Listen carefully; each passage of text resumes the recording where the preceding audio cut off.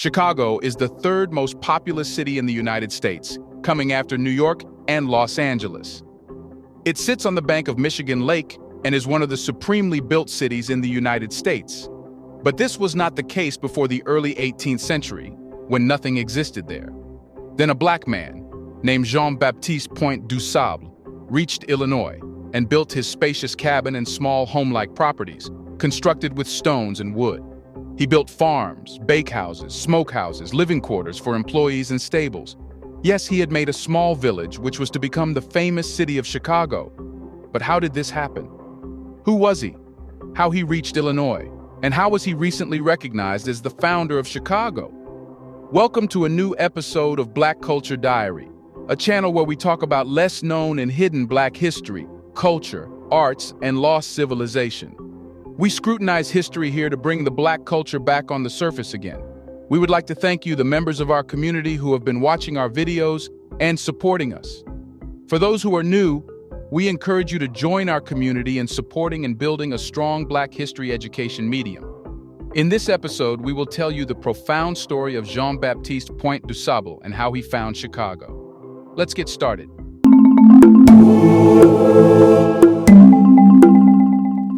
In 1745, in the village of Saint-Marc on the island of Saint-Domingue was born Baptiste Pointe Du Sable. This place is now known as Haiti, which was rich in culture and had diverse communities back then. DuSable's mother was a free black slave and his father, a white French mariner, owned a fleet of magnificent ships. From a young age, it was clear that DuSable's life would be filled with extraordinary adventures. But tragedy struck when DuSable was just 10 years old. His beloved mother, the pillar of his young life, lost her life in Haiti. It was a heart-wrenching event that left a lasting mark on DuSable's journey. Recognizing the importance of education, his father made a bold decision. He sent DuSable to France, a land of enlightenment, where he could receive a proper education and embrace the wonders of the world. In France, DuSable's spirit soared. He eagerly absorbed the rich tapestry of language and art that surrounded him. Fluent in French, he further expanded his linguistic prowess, becoming adept in English and Spanish. He found himself captivated by the masterpieces of art, acquiring valuable works that would become cherished treasures. France became his gateway to a world of knowledge and cultural exploration.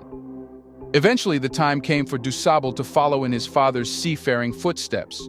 He joined him on a voyage from Haiti to the enchanting city of New Orleans. However, fate had a different plan in store. During the treacherous journey, their ship encountered a violent storm that left it severely damaged. Forced to abandon ship, DuSable and his loyal childhood friend, Jacques-Philippe Clamorgan, found themselves on the shores of the mainland. Their arrival in New Orleans was fraught with uncertainty. DuSable faced the daunting challenge of proving his freedom as he lacked the necessary documentation. To make matters worse, the city was under Spanish control at the time, placing him at risk of imprisonment or even enslavement. It was a perilous situation that required a stroke of luck and the kindness of fate. Fortunately, a group of French Jesuits appeared as guardian angels in DuSable's life. They extended their protective wings, rescuing him from the clutches of despair. The Jesuits provided shelter and safety, allowing DuSable to heal from the physical and emotional wounds of his recent ordeals. It was a period of recovery and reflection that would shape his future path. Once restored to strength, DuSable's spirit of adventure resurfaced. He felt a magnetic pull towards the untamed wilderness of the north. Accompanied by Clamorgan, he embarked on an extraordinary expedition along the majestic Mississippi River. They sought the guidance of a wise Choctaw individual, a native of the Great Lakes region, who worked for a Catholic mission. This encounter ignited a spark of collaboration and wisdom sharing. Under the mentorship of the Choctaw guide, DuSable and Clamorgan learned the ancient art of trapping animals and honed their survival skills.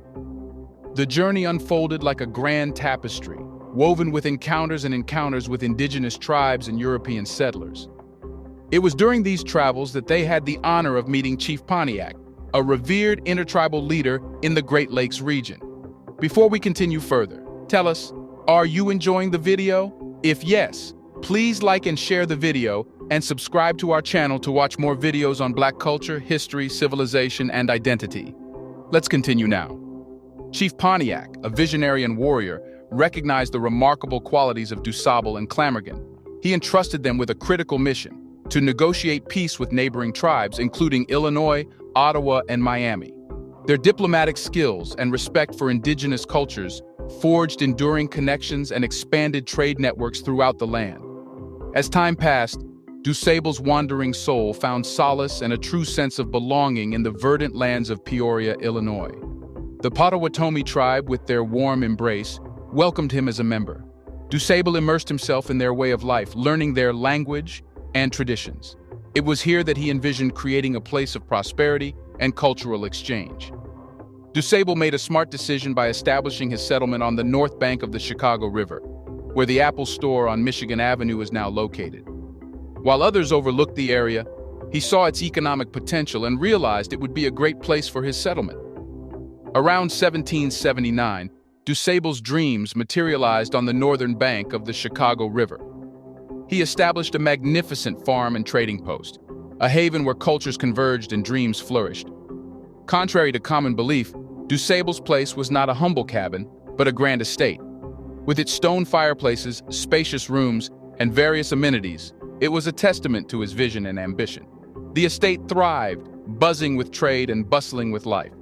DuSable's keen business acumen and genuine appreciation for the land endeared him to the indigenous communities and European settlers alike. His supply station, mill, dairy, and livestock brought vitality to the region. His generosity extended to his Potawatomi employees who found a home and sustenance within the estate's walls.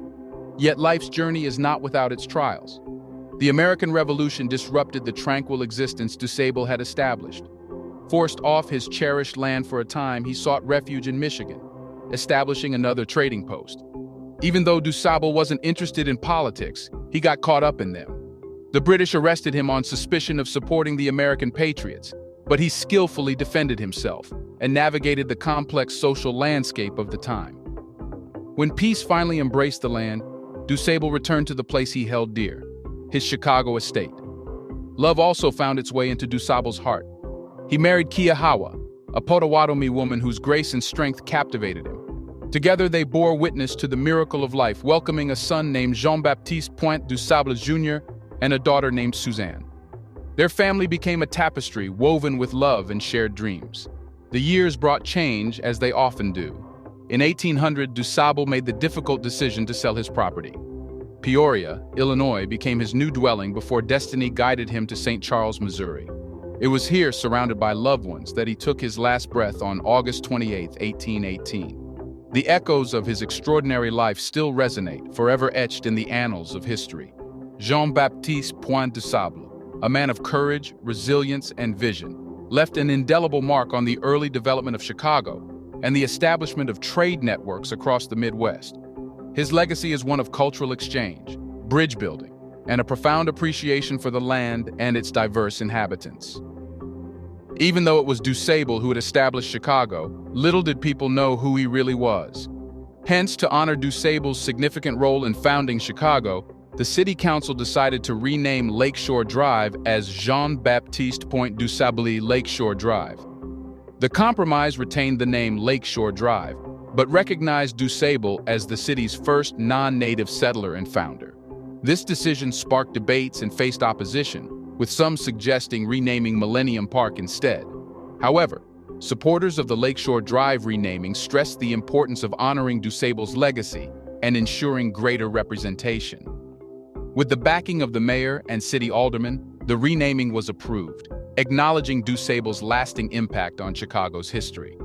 Not only that, but despite initial resistance, Mayor Lori Lightfoot committed $40 million to build a park, rename part of the Riverwalk, and install statues honoring DuSable. This investment reflects the city's recognition of the need to celebrate and preserve DuSable's contributions.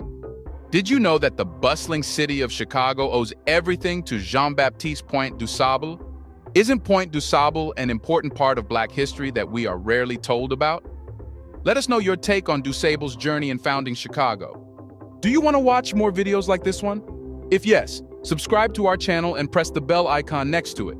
We have decided to bring videos on something nobody talks about: the Black culture, civilization, history, and evidence about how glorious Blacks have been. Thanks for watching, and until the next video, stay tuned.